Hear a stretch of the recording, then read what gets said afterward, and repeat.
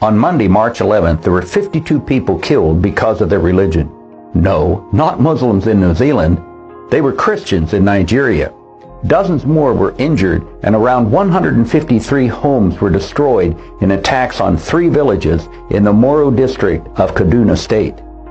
There was no news of the attack by Muslim Fulani herdsmen in the Western news media. In the 2 weeks in March leading up to the attack on the mosque in New Zealand, 120 Christians were slaughtered in Nigeria because of their religion. The president of Nigeria, himself a Muslim from the Fulani herdsmen, did not offer condolences and did not attend any funerals, as did the Prime Minister of New Zealand, who gave her respects to the Muslim dead in the attack there on March 15th.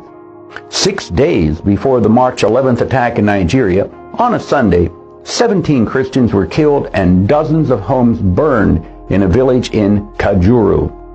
There was no Western media reports of this attack either. Do the murders of thousands of Christians a year in Nigeria and other African nations and in the Middle East justify the murderous acts that occurred in New Zealand? No. Mass murder of civilians is evil. But one big question remains. Why does the Western media treat the slaughter of Christians, which occurs almost daily in Nigeria, as insignificant?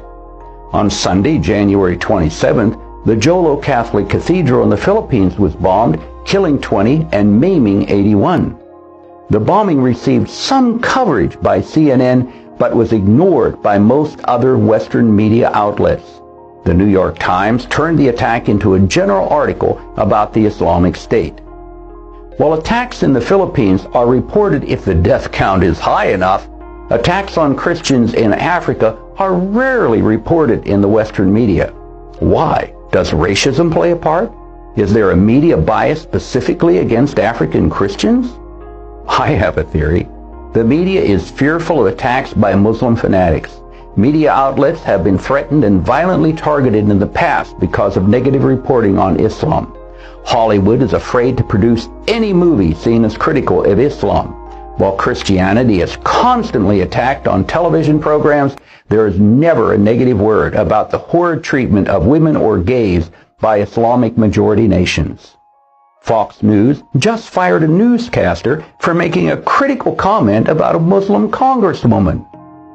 The bosses and the rank and file in the media are afraid for their lives when it comes to reporting on the rights abuses in Saudi Arabia or the murders of Christians in Nigeria. I have a message for the media. Remember the words of Martin Niemöller. Then they came for me, and there was no one left to speak for me. I'm William Murray, Chairman of the Religious Freedom Coalition, Washington, D.C.